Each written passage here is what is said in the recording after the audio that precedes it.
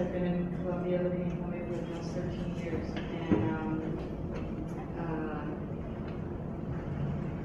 interviewed a lot of people over the years who've been through a lot of trauma and very dramatic situations, and always felt that journalism didn't quite make it in terms of giving me the outlet to tell these amazing stories that people were telling me, and oral history in this format, your voice of witness, is a perfect way to do this. It's a perfect way to allow people to tell their stories. Voice of Witness, for those of you who may not know, is a series imprint of Schoening's publishing company based in San Francisco. It's a series of oral history books that collect the narrative of people who have lived through humanitarian and human rights crises around the world. There are books in the series on Sudan, on Zimbabwe, on Burma, on survivors of Hurricane Katrina, on women in prison in the United States, on undocumented workers in the United States. So ours is the 9th of the series on Colombia. We felt with Max that no series about the humanitarian crises could be complete without something on Colombia. It's the largest humanitarian crisis in the Western Hemisphere, and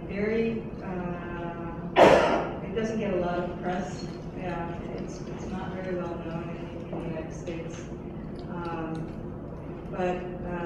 And through this book, what we wanted to do is challenge a little bit the notion that Colombia's human rights crisis is over. Over the past 10 years, that's been the overriding narrative in the United States, that this conflict that's been raging for about 50 years was winding down and coming to an end. And through the voices of these witnesses that are in the book, we sought to challenge that notion and giving them voice. And I would just like to read a very short part from the foreword of the book, which was written by Ingrid Bentenberg. She's a Colombian politician. Some of you may have heard of her. She spent 6 years, a little over 6 years, as a hostage of the Revolutionary Armed Forces of Colombia. It's the main leftist guerrilla group in the country. And she was held with quite a few other politicians and other people in jungle camps for 6.5 years. We asked her to write the foreword because she very eloquently wrote about her own personal experience in a book called Even Silence Has an End. And the foreword that she wrote for us is called The Silence of Shame. Anyone here?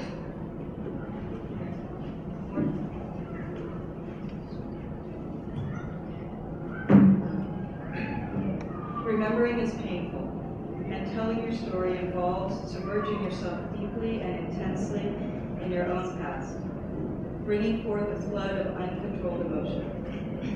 You become conscious of your most glaring vulnerabilities, but sharing is also your way out. Every time you tell your story, you can distance yourself from it and take a step back. You learn to remember without reliving and begin to recover. Now, we don't mean to say, and we don't believe that everyone from the story we include in this book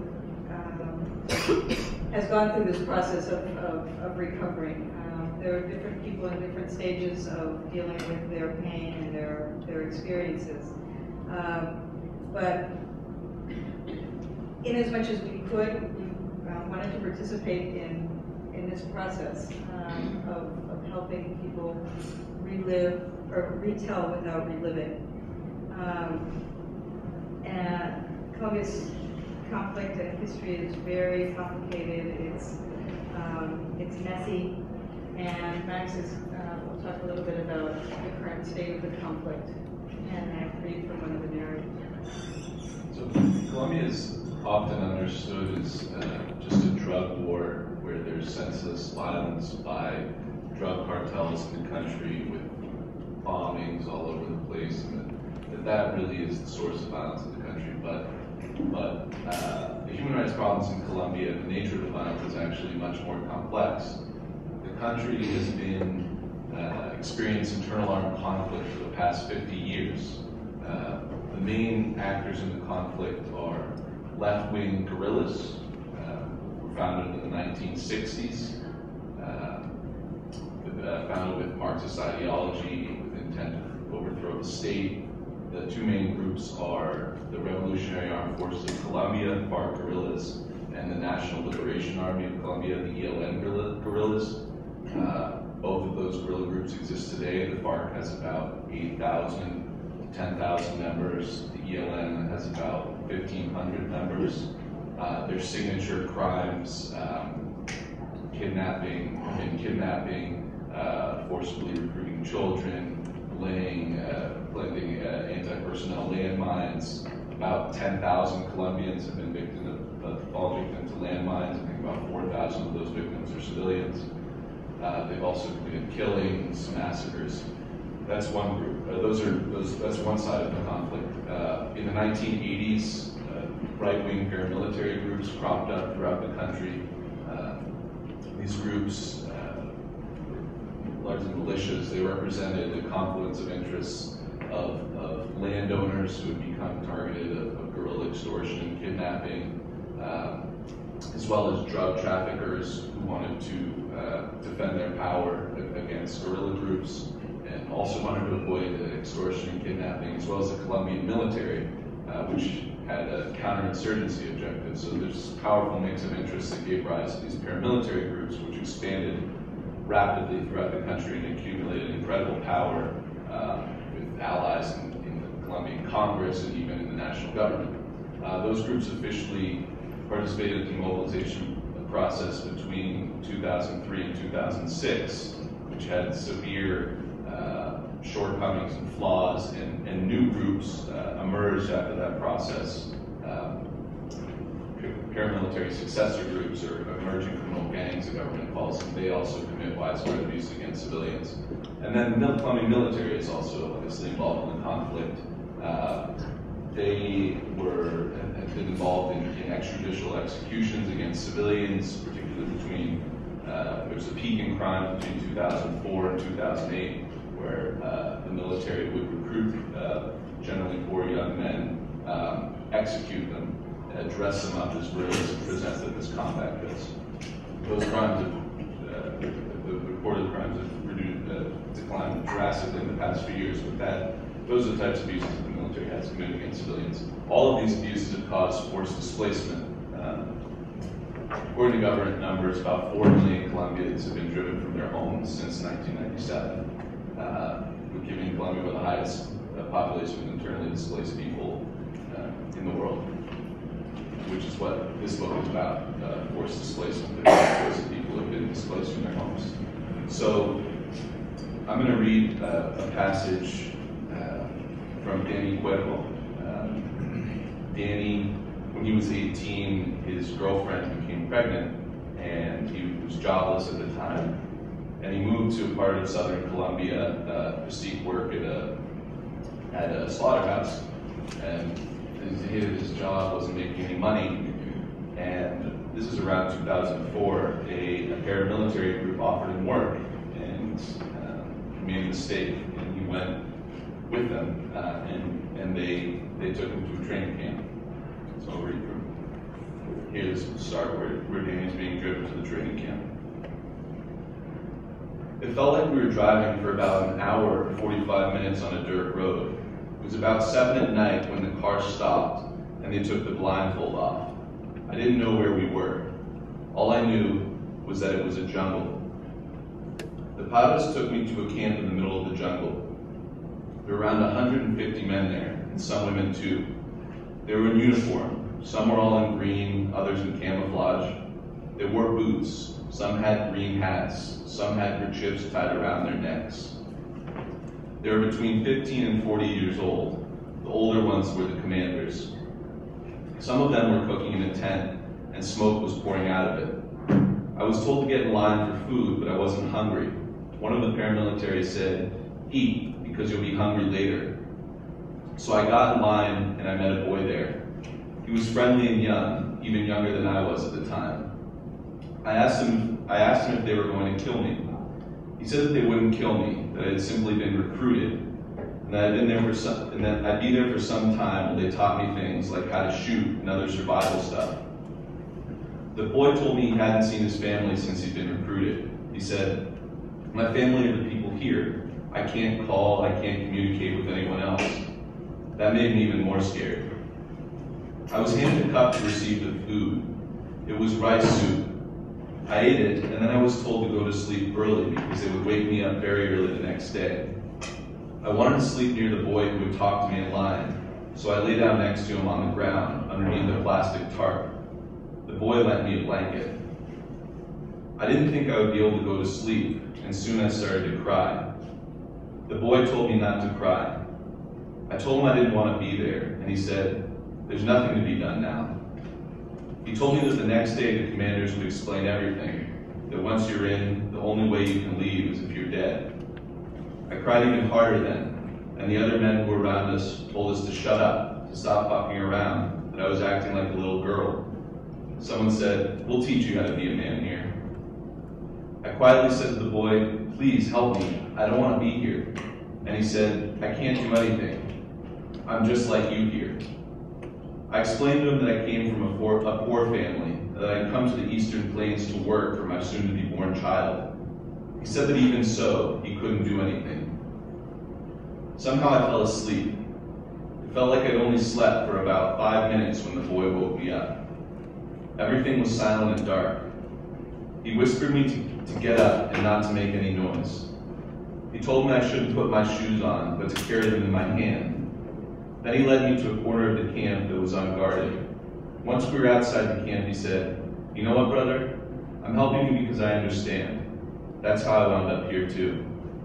Then he said, "Well, let's walk." And we walked in silence for about 45 minutes over sharp rocks, but I didn't mind the pain. We reached a point and he told me to run.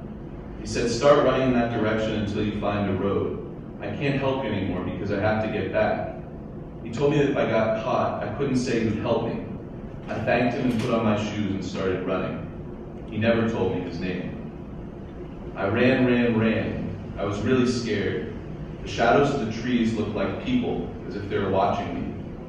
The boy had told me I'd find a road soon, but I couldn't find it, and I said to myself, I must be getting lost, but I didn't stop running. I ran and I cried. I slipped and I tripped. And sometimes I felt I couldn't keep going. I stood for a while to rest, to wipe away my tears and blow my nose on my t-shirt. It was warm. I could hear the sound of the birds and the cicadas. I tried not to blink or close my eyes because I thought, if I close my eyes, I may get lost. I was very anxious, a little lighter. I could hear a car every once in a while, so I knew I was close to the road. I kept running until I found it. I started walking along the road, but I didn't know which direction to go because I was totally disoriented. I started walking to my right for about 15 minutes. Then I jogged, stopped, jogged, stopped. It scared me that the paramilitaries might pass by me on their pickups or motorcycles, but not a single car went by. Then I saw a bus coming. I waved it down and got in, but the driver didn't want to take me because I was really dirty. I was soaking with sweat. My shoes were muddy, and my t-shirt was full of snot, and I only had something like $1.50, all in coins. I said, please take me even if it's only 1 kilometer. The driver said, "Get off." I had to stand in the aisle of the bus and ask the driver and the passengers to help me because I'd been robbed. I didn't say anything about what had really happened, and the passengers began to tell the driver, "What's the matter? Take him. Don't be selfish. Help him." Most Colombians are like that. So Danny is able to escape the camp and make it to a nearby city of Villavicencio, where his mother is living.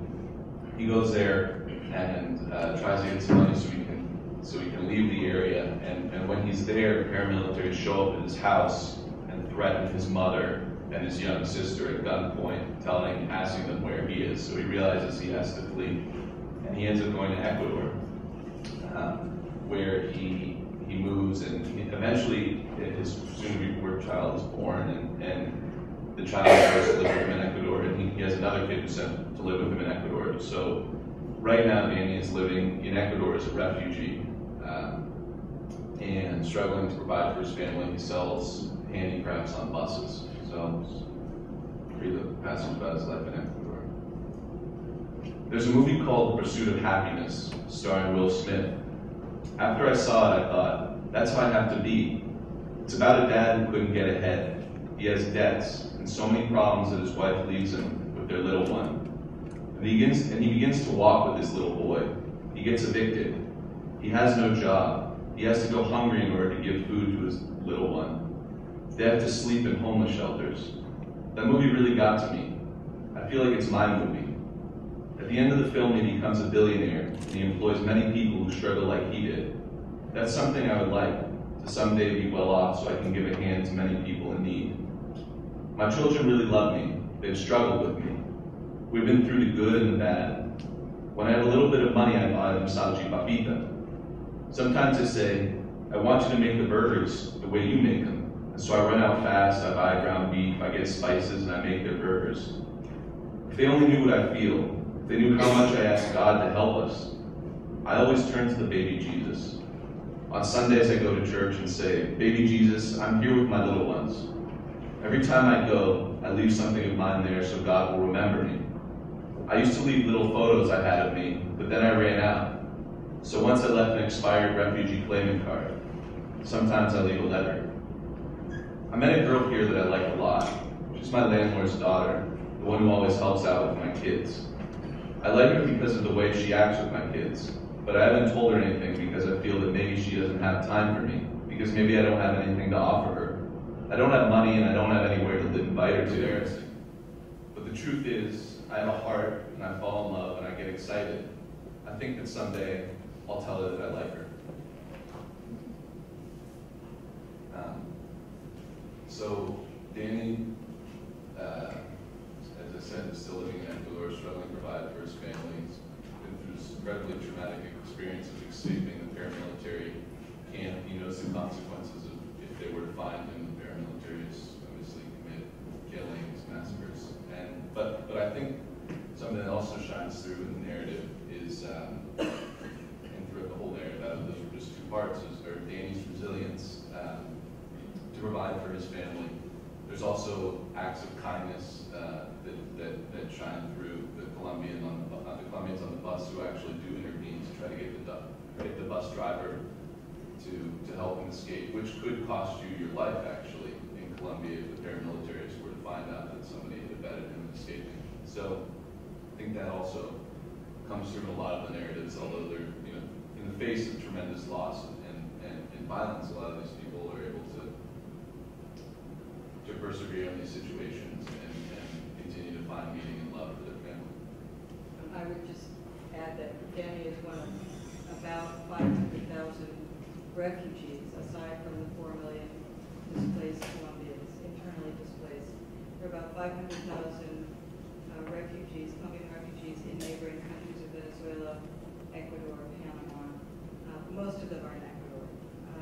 But the vast majority don't actually have refugee status. Danny does. He was able to get it working on his children. Only about 50,000 Colombians in Ecuador have refugee status. So to give it a little context. And going to what Max was saying about the resilience, we chose to talk to victims of Colombia's violence through the prism of displacement, because displacement is sort of a secondary victimization. People flee their homes because something happened or something's about to happen, or there are threats against them, or they've witnessed some sort of atrocity or been victims directly of some sort of atrocity. So,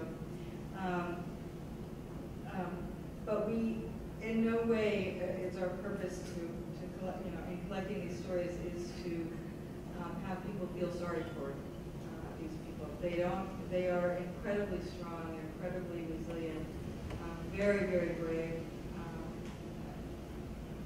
In no small part, I mean, just the fact of telling their stories to us, sharing them in this level of detail.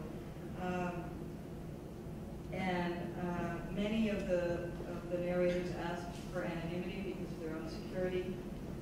So we've changed their names, we've used pseudonyms and changed names of some of the locations and some details to protect them. But others asked us to use their real names and asked us to very specifically tell their story and let them tell their story. And that's the case of a woman named Julia Gomez. She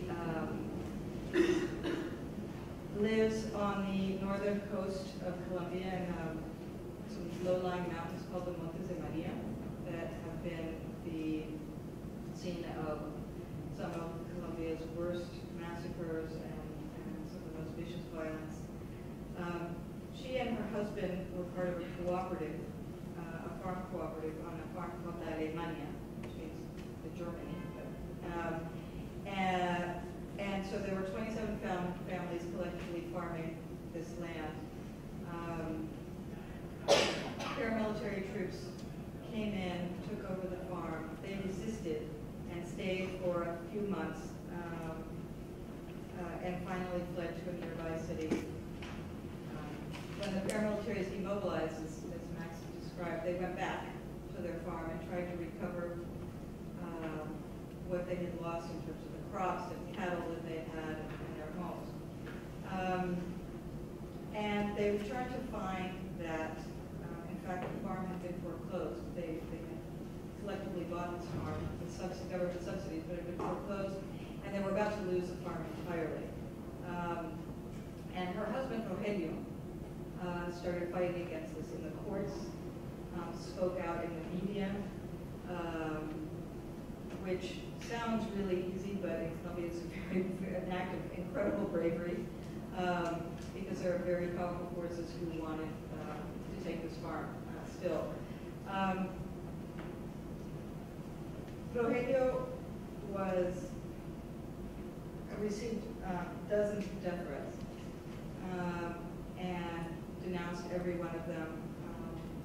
And he was killed in May of 2010. He was gunned down on his way back to the farm from the closest village.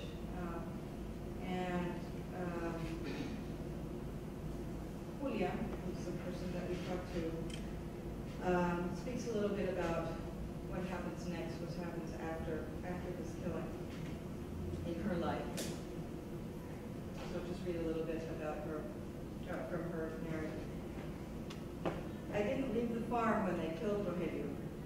The people from the government's Human Rights Office told me I should. I don't think I'll ever leave, even though we don't know what his killers have in mind for the rest of us. When Rogelio took the job as president of the cooperative, I didn't like the idea because I knew that it carried risks. But today, I'm the new president, since March 2011. I'm doing it out of the love I had for Rogelio and the love that he had for La Alemania. I don't care about the risk. I'm doing it for him so that his dream is accomplished, to see La Alemania free of debt, and so that people can say La Alemania is ours. That's what Rogelio would have wanted. So I think these words from Julia express the resistance that people are posing to these violent forces that would have them leave their homes again, and the power that all of these narrators have to tell their stories, their bravery, and we're incredibly grateful to every one of them for sharing their stories and letting us share them with you. So with that, we're happy to take questions. Thank you so much.